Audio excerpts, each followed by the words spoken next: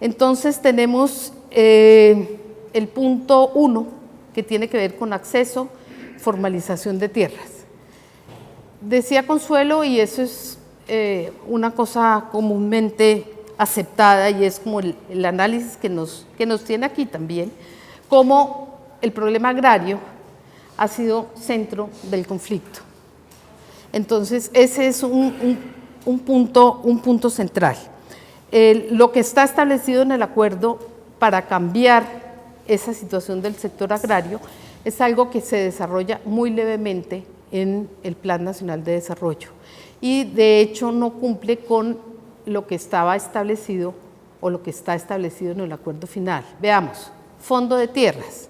Fondo de tierras era lo que establece el acuerdo, es crear un fondo de 3 millones de hectáreas para distribuir entre campesinos, campesinas sin tierra o con tierra insuficiente, de tal manera que se cambiara por lo menos levemente la alta concentración en la distribución de tierras en el país. El plan de desarrollo no establece ninguna meta en materia de fondo de tierras, no dice de dónde van a provenir las tierras y no dice cuántas tierras se va a entregar, ni a quién, ni bajo qué circunstancias. En materia de formalización, que era el otro punto establecido en el acuerdo dice hay que formalizar 7 millones de hectáreas. Formalizar, ¿qué quiere decir? Que la gente sepa en calidad de qué está en una tierra, si es propietario, si es arrendatario, si el baldío que ocupa es un baldío que puede ser asignado por la nación para que sea de ahora en adelante de su propiedad, si la tierra en la que está en zona de parque o en zona de reserva forestal puede seguir estando allí o no, que son como los problemas centrales de la tierra. El acuerdo dice hay que formalizar 7 millones de hectáreas. El plan de desarrollo pone unas metas supremamente pequeñas en materia de títulos formalizados y no se tiene claro dentro del plan si esos títulos formalizados se hacen de acuerdo con la normatividad adoptada por el acuerdo, que es a través del decreto ley 902 del 17, o de instrumentos tradicionales para resolver problemas de formalización de tierra ya existentes, dado que el grado de informalidad de la tierra en Colombia es supremamente alto, pero que responden más a problemas de herencias no aclaradas entre los dueños de tierra, etcétera, etcétera. Entonces, digamos que ni siquiera se puede decir con certeza que esas pequeñas metas en materia de formalización respondan realmente al acuerdo final. Hay otra serie de medidas que están previstas ahí y que tampoco están abordadas en forma completa en el plan. Uno es la elaboración del catastro multipropósito. El plan lo que hace es adoptar unas pequeñas medidas que permiten, a juicio del gobierno, racionalizar la realización de los catastros contratando operadores privados para que vayan a territorios a hacer los levantamientos, pero pese a que es un compromiso no solamente del acuerdo, sino también un compromiso incluso atado a un crédito con el Banco Mundial, no asume en su integralidad lo que implica hacer un catastro multipropósito. O sea que nos quedan debiendo el catastro multipropósito y sobre todo le quedan debiendo a los municipios la posibilidad de hacer un mayor recaudo de ingresos con una tasación justa a las tierras y le quedan debiendo a la gente, a los dueños de la tierra, tener la seguridad jurídica sobre sus territorios. Tampoco avanza en otras materias como es el manejo de zonas de reserva forestal, de las llamadas zonas de reserva forestal de ley segunda, cuyo problema ustedes yo creo que conocen con claridad y que implica que hay gente que está viviendo en zonas de reserva. Muchas de esas zonas de reserva ya no tienen las características para hacer reserva porque han sido completamente utilizadas y manejadas por las poblaciones, de manera que ya no tienen nada de reserva y habría que hacer sustracción de algunas zonas de esas para poderlas utilizar, etcétera, etcétera. Pero tampoco avanza en esa materia. Había un artículo que era regresivo, que finalmente salió en la discusión del plan y no quedó en el Plan Nacional de Desarrollo sobre ese punto. ¿Y qué otro punto? Y la jurisdicción agraria, que es otra de las apuestas fundamentales que tenía que ver justamente con que los pleitos agrarios vayan a una jurisdicción especial. Eso quiere decir que los jueces que van a mirar los problemas agrarios sepan de tierras, porque si no saben de tierras y hacen simplemente tienen una formación civilista general, no van a poder resolver los problemas agrarios. Esa creación de jurisdicción agraria ha sido una necesidad que se ha visto desde hace mucho tiempo, pero que se ha hecho más fuerte a raíz del proceso de restitución de tierras, donde los jueces que eran jueces de restitución tuvieron que reaprender, y fue un proceso muy largo y muy difícil, reaprender todo lo que tiene que ver con cómo se maneja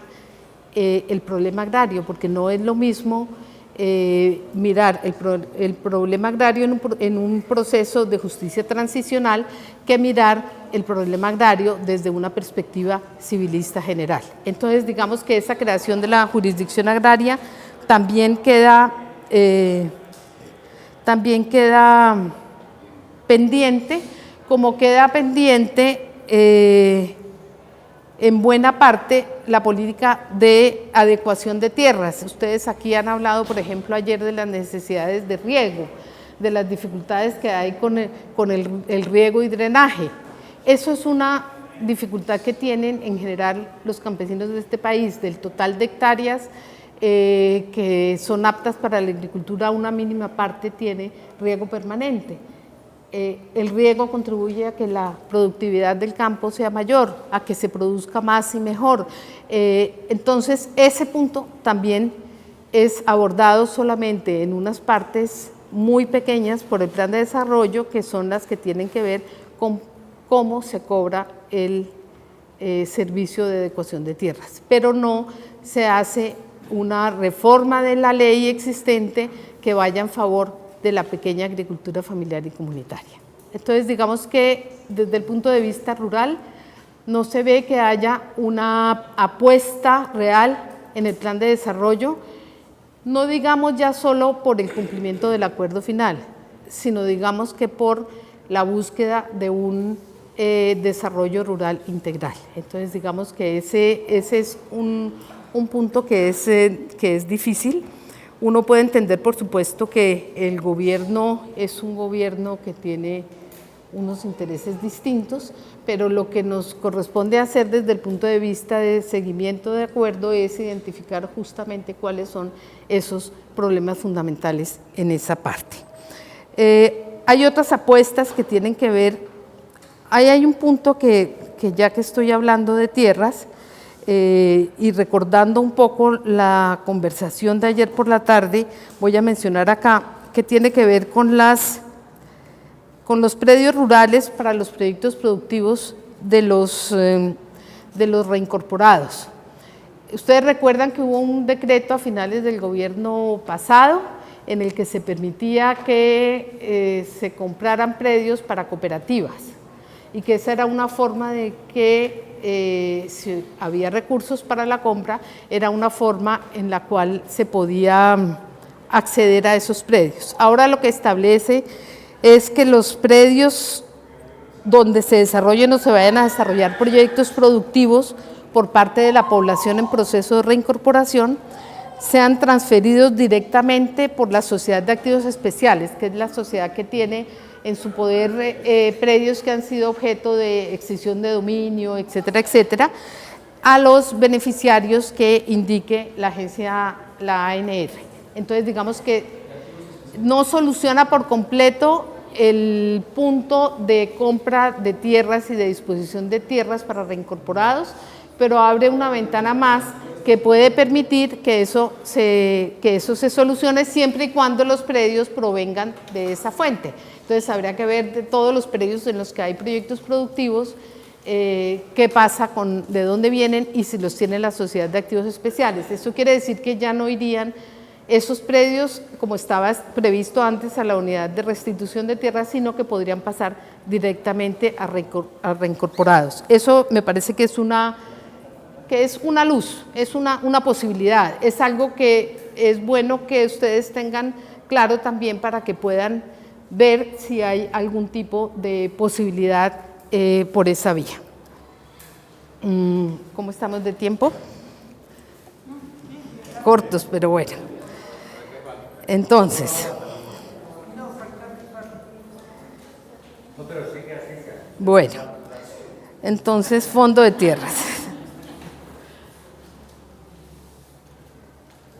Bueno, otras estrategias, ¿cuáles eran? De ese mismo punto 1. El punto 1 es muy rico, tiene los PEDETs. Los PEDET es una apuesta de desarrollo territorial. Ha habido un avance importante que es la formulación participativa de los 16 PATR. Yo creo que algunos de los, y no todos, de los espacios de los ETR participaron en esa formulación de PEDET. Yo sé que en algunas partes participaron, en otras no. Digamos que cuando uno mira las apuestas del territorio, son apuestas que marcan que ilustran ese diagnóstico de grandes brechas entre lo rural y lo urbano que tiene el propio acuerdo y sobre el cual se basa esa escogencia del desarrollo territorial. Uno mira las propuestas de la comunidad y tienen que ver justamente con esa carencia, con ese alejamiento de los centros urbanos, con esa necesidad de vías que le permitan hacer posible la venta de su producción. Tiene que ver con la falta de riego y drenaje para poder tener una producción agropecuaria más productiva. Tienen que ver con las dificultades de educación que ya no solamente son la alfabetización y la educación básica, sino que son las demandas cada vez más fuertes por educación técnica, tecnológica y universitaria que hay desde las zonas rurales del país y que el gobierno no ha logrado, o los gobiernos no han logrado atender en forma importante. Entonces, uno dice, se hizo ese proceso de participación, se tuvieron esos 16 PATR y el gobierno dice, yo me comprometo con el desarrollo de los PATR. El gobierno lo ha dicho públicamente y ha dicho, y para eso yo voy a hacer una hoja de ruta. Entonces yo voy a hacer un proceso de planeación que se va a demorar cerca de un año, en el cual yo tomo esos PATR, los uno con otros planes que existen en el ámbito municipal, los uno con los PENIS, los uno con los planes de reparación colectiva y miro a ver cómo los voy a desarrollar. Lo que no es claro en el plan y debería ser claro es cuáles son exactamente los recursos y las apuestas de esos PATR que está recogiendo el plan de desarrollo. Pero tiene uno que ir buscando. En este programita habrá algo que tiene que ver con un PATR, entonces no es claro, no es transparente qué recursos hay. Uno podría decir que no hay recursos para los PATR, pero podría también tomarse el trabajo de ir buscando qué recursos hay para identificar y ver qué es lo que se va a hacer. Todo el proceso de planificación que se había llevado a cabo en el gobierno anterior quedó paralizado, no pasó lo mismo con los PATR, que fue un proceso que continuó. Entonces ha sido muy difícil lograr la convergencia entre PATR y PENIS. El gobierno dice, yo voy a cumplir con los acuerdos que ya están firmados en materia de sustitución de cultivos, pero yo no voy a hacer más acuerdos. Eso es básicamente lo que dice el gobierno. Yo a las 99.000 familias que tienen firmado el acuerdo voy a respetarlo, pero no voy a recibir a 30.000 más que están esperando entrar, no hay una vía de acceso para eso de nuevo. Entonces, usted tiene razón, en los PATR tendrían que estar también articulados los PENIS, no están articulados en este momento, y realmente el PEDET es más o menos el PATR más el PENIS. El plan de desarrollo no recoge lo que estaba previsto en materia de reincorporación, no recoge lo que estaba previsto en el COMPES específico de Política Nacional para la Reincorporación. No lo recoge, no lo cita, no lo tiene en cuenta. Entonces, digamos que uno de los retos es justamente ese reto, ver qué pasa con el COMPES. ¿El COMPES qué es? El COMPES es una forma de presentar las políticas públicas. No son de obligatorio cumplimiento porque no son leyes, ni decretos, ni normas, pero es la forma en que los gobiernos orientan a sus instituciones y dan lineamientos para el cumplimiento de ciertas políticas que el gobierno quiere. Hacer énfasis en eso a mí me parece que tiene sentido, sobre todo porque ese COMPES tiene puntos que son centrales en ese proceso de reincorporación, y también, aunque el gobierno dice yo voy a cumplir con la reincorporación, no necesariamente va a cumplir en la forma como está establecida esa reincorporación. Hay formas distintas de cumplir con una política como esa, y entonces ese es un punto central. ¿Qué trae el plan de desarrollo aparte de lo que les comenté sobre tierras? Trae la posibilidad de extender la renta mínima más allá del plazo inicialmente establecido con una serie de condiciones. Ustedes ayer hablaban de renta mínima.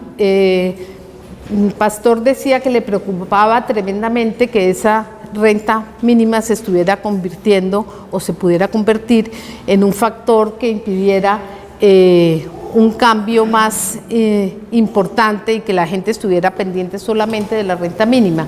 Ese no es un fenómeno único aquí en este contexto, ese es un fenómeno de todos los subsidios sociales. La gente que recibe Familias en Acción, que se citaba ayer, vive pendiente de cuándo le entregan Familias en Acción. Sin embargo, yo vi algo que me parece que es muy, muy importante, y es como ustedes mismos contaban que en territorios específicos la gente invierte parte de esa renta mínima en justamente la financiación del proyecto colectivo. Digamos que es una forma de asumir desde otra mirada, desde otra perspectiva, desde una perspectiva colectiva, el asunto de la renta mínima, que no podemos llevar ni a que sea el centro de la reincorporación, ni tampoco a satanizarla como una herramienta que nos impide la acción colectiva o que nos hace más individualistas o que nos ata, bueno. Entonces, me parece que es un punto que es muy, muy interesante y que tiene que ver con miradas que tienen, por ejemplo, comunidades étnicas que piden que el subsidio de Familias en Acción, por ejemplo, no sea entregado a cada una de las familias o a cada una de las personas, sino que sea entregado a la comunidad, para que sea la comunidad la que decida un poco las políticas de alimentación, que sean de alimentación propia, etcétera, etcétera, para la cual están destinados esos recursos. Entonces, digamos que ese es un punto sobre reincorporación. De eso, creo que en el PENIS a mí me preocupa que se ha generado mucha desconfianza por parte de las comunidades, y pues que es una desconfianza que tiene donde desarrollarse, pero creo que es un punto que es difícil. El plan propone, o no, el plan ya aprueba que la ART ya no va a depender del Ministerio de Agricultura, sino que va a pasar a Presidencia. ¿Por qué hacen ese paso de Presidencia, de Agricultura a Presidencia? Porque quieren que la ART se encargue también de desarrollar los PENIS. Y como los PENIS son un problema que tiene que ver con drogas, y drogas es un asunto que trata Presidencia, y necesitan que la ART esté en Presidencia para poder hacer eso. Uno puede decir, ¿eso va a ser peor o va a ser mejor? No lo sabemos. De todas formas, PENIS está en Presidencia. Y de todas formas, la ART tiene cierta infraestructura que le puede permitir llegar a los territorios en mejor forma a contratistas de la consejería directamente. Habrá que ver y habrá que estar un poco pendientes de cómo evoluciona eso, de en qué medida ese cambio de adscripción, que había sido una propuesta desde el gobierno anterior, salvo que la Corte Constitucional había declarado inexequible el decreto por el cual se hacía el cambio, habrá que ver si eso va a cambiar o no va a cambiar. En resumen, en materia financiera, que es fundamental, hay que tener en cuenta esos 37.1 billones, pero saber que el plan de desarrollo no cumple con lo que estaba establecido en la Constitución en materia de plan cuatrienal de desarrollo, plan cuatrienal de implementación, y que los rubros presupuestales están hechos de acuerdo como está estructurado el plan de desarrollo y no como está estructurado el acuerdo final. Uno podría tener esos mismos 37 billones y es el ejercicio que hace el documento del Centro de Pensamiento. Ellos dicen esos mismos 37 billones, si yo los divido por cada uno de los puntos del acuerdo, me daría esto otro que sí configuraría un plan plurianual de inversiones para la paz, porque sí irían con claridad y directamente diciendo cuánto para cada uno de los puntos del acuerdo. Como está ahora, hay una plata que teóricamente va para el cumplimiento de los acuerdos, pero que no se sabe exactamente cuánta en cada uno de los puntos, cuánto se va a gastar en cada uno de los puntos, ni de dónde provienen los recursos para cada uno de ellos.